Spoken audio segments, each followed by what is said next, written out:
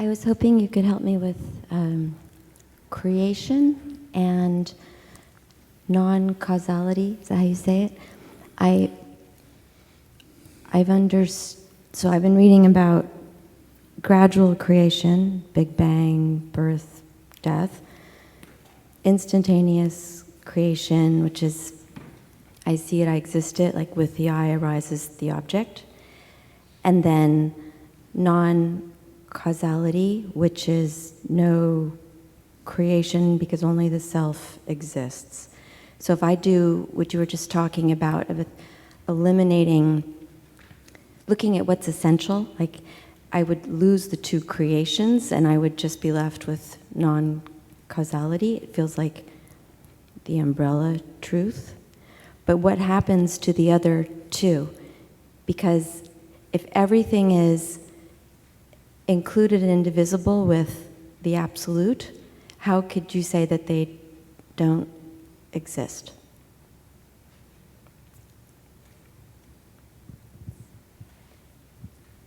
How could you say that? How can you say that anything that's included in reality doesn't exist? Did I say that? No, but I'm wondering about the two creations because...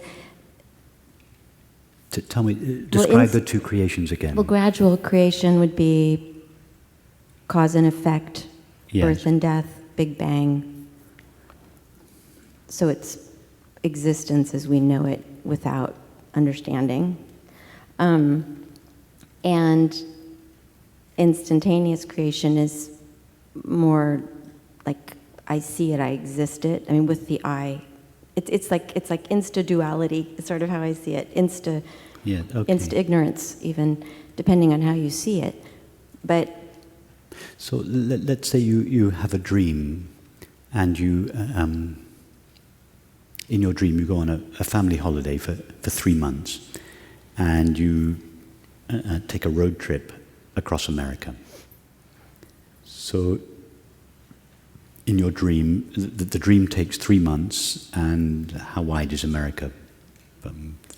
3,000 miles, and you travel a distance of 3,000 miles in your dream. So then you wake up, and you look at your clock, and you realize you fell asleep for 30 seconds. So how long did your dream take, and how much space did it take up? How long did the journey take, and how much distance was traveled? I want to say none, but it depends which point of view you take. If you take the point of view of the character in the dream, it took 3 months, and you covered 3,000 miles. If you take the point of view of the dreamer, the dream didn't take up any space in your mind, and it didn't have any duration. So this absence of space and absence of duration is what's called eternity or infinity. Eternal, infinite awareness. But modulated through the mind of the dreamed character. The eternal, infinite nature of your mind appeared as time and space. In other words, the mind of the dreamed character, the character in the dream, refracted the eternal, infinite nature of consciousness and made it appear as time and space. So from the point of view of the character, all kinds of things happened in those 3 months, one leading on from the other. So cause and effect was real, or is real, from the perspective of the character in the dream. And the laws of cause and effect work in the dream. But from the point of view of the dreamer, those laws, the laws of cause and effect and time and space, they don't exist for the dreamer in the way that they do for the dreamed character. Now, the dreamer is consciousness, the dreamed character is each of us.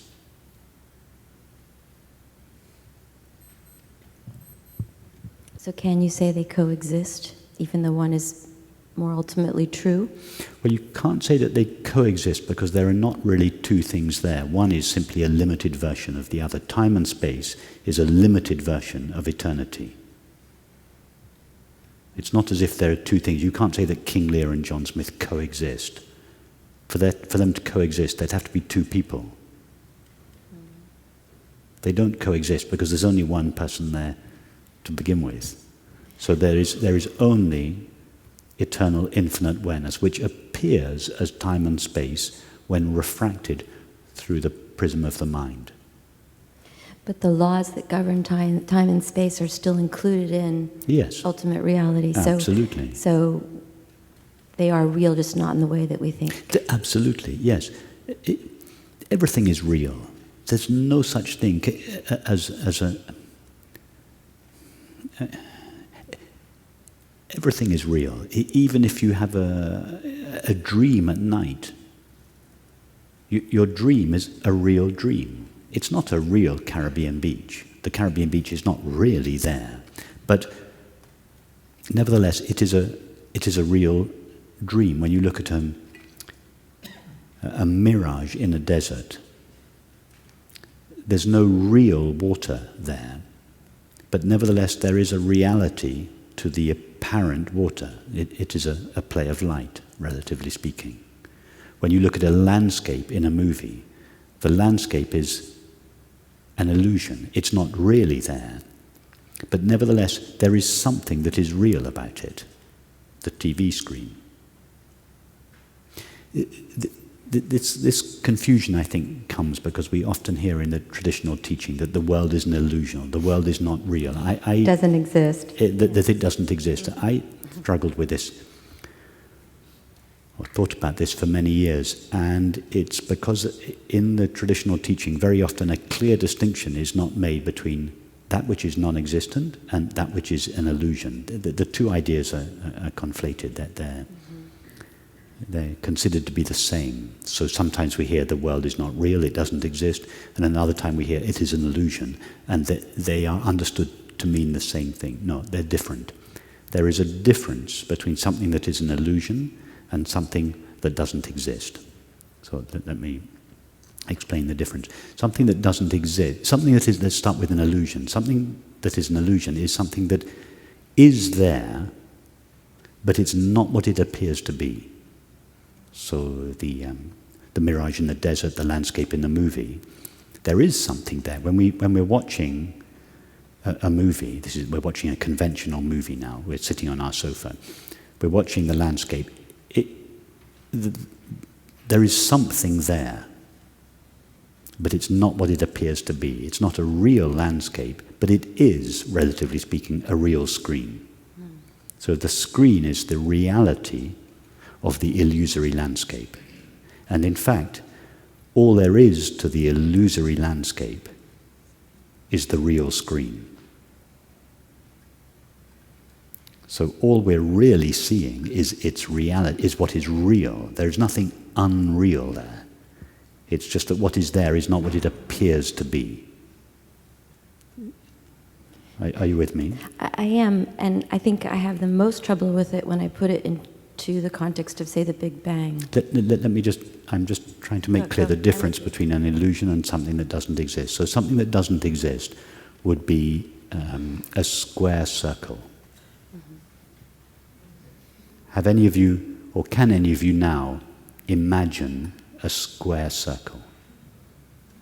So a square circle is not even something that exists, but is not what it appears to be.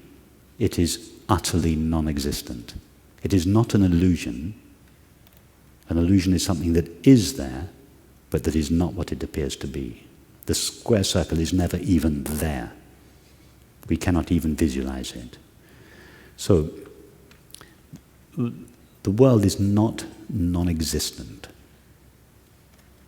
It is real. This experience is undeniably real, and all experience, even a dream or a vision or a hallucination or a near-death experience, or all experience is real. But not all experience is what it appears to be. So this experience of the room, or let's call it the world, is real. But the question is, what is real about it? What is its reality? And if we investigate its reality, we don't find stuff called matter, we find stuff called consciousness. But it doesn't make the matter go away. The matter was never there in the first place. That's where I get. The matter is the illusion. Matter is the appearance. Seeing the screen, that is the reality of the landscape, doesn't make the landscape go away because there was no landscape there to begin with. All there was to the landscape was the screen. So we can still see the appearance of the landscape, but know that it is a screen. In other words, it is ignorance that disappears, not Maya. Maya, in this context, is the illusion. It's not Maya that disappears, it's ignorance that disappears. So you know it for what it really is and you just see the screen. Yes, you still watch the movie, like the example I gave this morning. Most people, when they watch a movie, they just see the contents of the movie. When Ramana Maharshi and the Buddha watch the movie, they still see the contents of the movie, but all they see is the screen. They watch the same movie, but they see its reality. They don't allow the content of the movie to obscure its reality.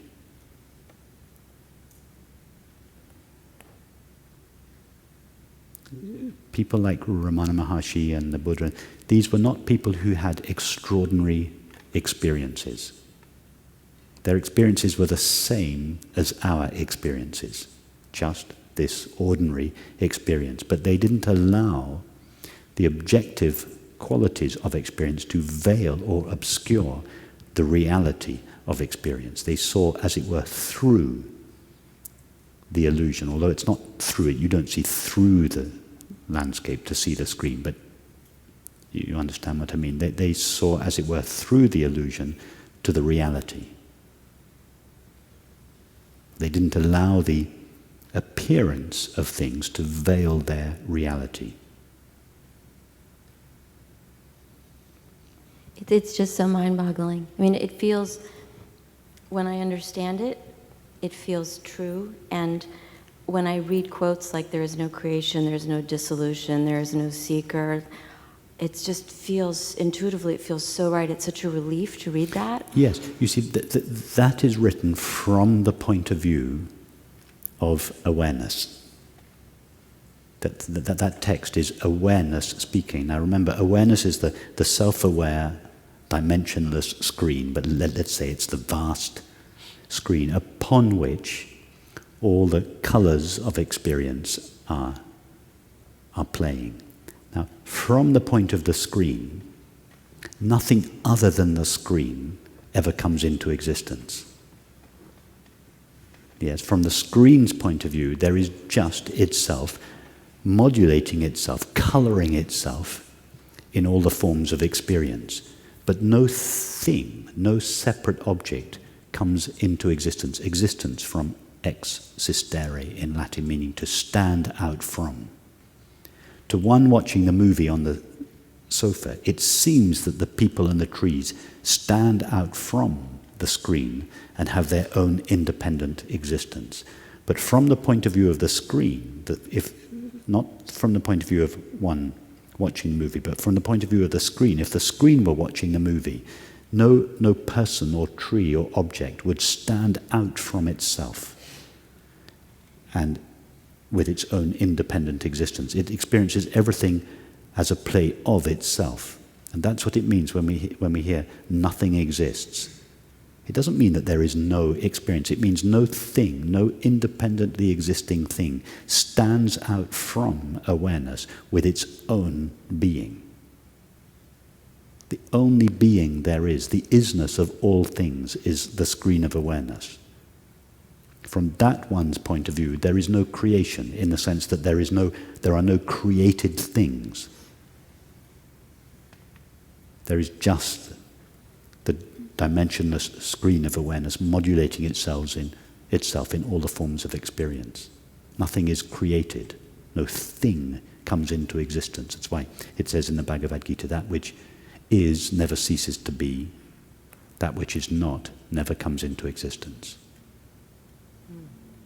But these statements, when they're taken out of context, or when they don't come with an accompanying explanation, they appear, from the point of view of the separate self, to be very nihilistic statements, and they have led to a huge amount of misunderstanding in the spiritual traditions, particularly in the Vedantic tradition, a very dismissive attitude towards the world. Oh, if it doesn't exist, if it's just an illusion, don't pay any attention to it. If wrongly interpreted, these teachings can lead to a life-denying point of view, a point of view that denies anything to do with the life and the body and activity and relationship.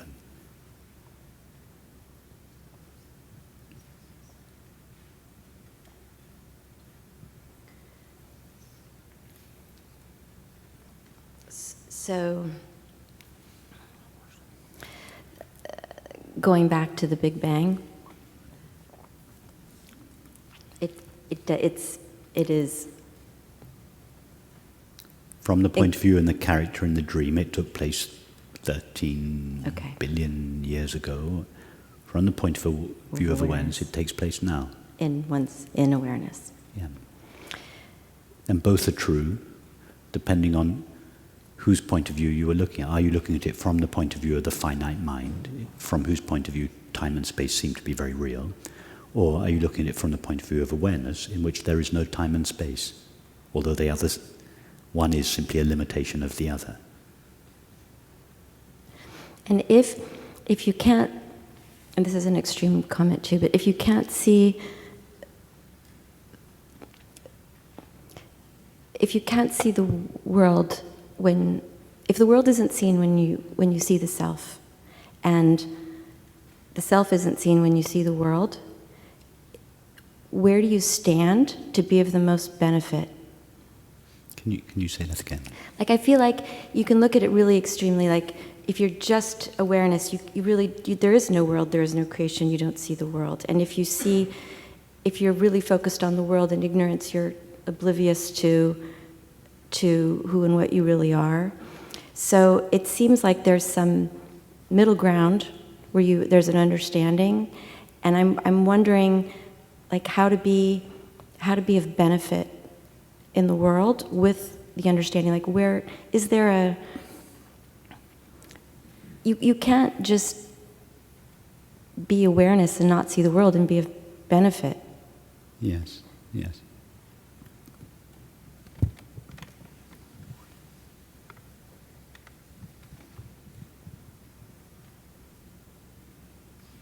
Yes, what you've just said is a rephrasing of a passage in the Bhagavad Gita which says, well, the way it is normally translated is, what is sleep for the sage is waking for the ignorant, and what is sleep for the ignorant is waking for the sage. So my version of that translation is, what is sleep for awareness is waking for the mind, and what is sleep for the mind is waking for awareness. So the question is, can awareness remain awake whilst the mind wakes? Or are they two mutually exclusive positions? And the answer is yes, absolutely. It's called lucid waking. John Smith can play the part of King Lear whilst still knowing that he is John Smith. So yes, it's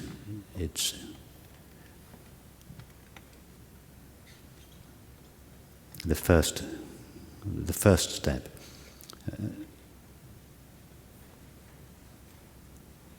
The waking of the mind and the sleeping of awareness. Awareness falls asleep, loses itself to experience. That's the first step. And then there is the tracing back of ourself to our true nature of awareness. And then that's the recognition of awareness. That's the second step. And then the third step, awareness doesn't fall asleep in experience anymore, but it remains awake to itself, and it sees all experience as a play within itself, of itself, known by itself. And that's what Ramana Maharshi meant when he said that the world is an illusion, only Brahman is real, Brahman is the world. So that's what he was. That was what he was meaning. To begin with, we fall asleep. We lose ourselves to our experience. Awareness covers itself with its own creativity. It veils itself with its own creativity. It loses itself in its own play, and as a result, it suffers. John Smith loses himself to King Lear, and as a result, suffers, and then has to trace his way back to himself. Awareness has to come back to itself. That's the process of self-inquiry or prayer. It's the essence of prayer or self-inquiry, this returning to the I am. And then the next night, John Smith plays Hamlet, but this time he doesn't lose himself to Hamlet. He stays where he is, and he simply puts on Hamlet's clothes. So Hamlet comes to him, but he remains himself. So in the first step, awareness loses it. Awareness is merged with experience. It's lost in experience. The second step, there is this recognition. And then in the third step, awareness doesn't lose itself in experience, but experience loses itself in awareness. John Smith doesn't go out to Hamlet. Hamlet comes to John Smith. John Smith remains where he is, knowing himself, and plays the part of Hamlet without forgetting himself. That would be an example of awareness not falling asleep while the mind wakes. It's the turning inward. Sorry? Is that a turning inward? The turning inwards is the second step. In the first step, we're lost in experience, and as a result, we suffer.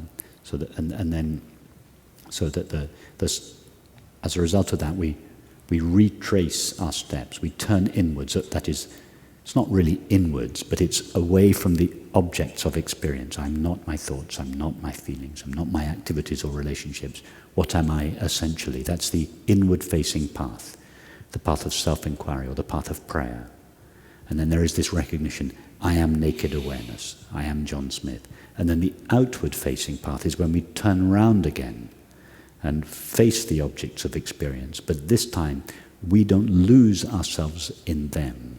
They lose themselves in us. That's what I mean by inside. That it's, you see things within you. Yes, it's just that the phrase, the inward-facing path, is a phrase that I use for the return to our true nature.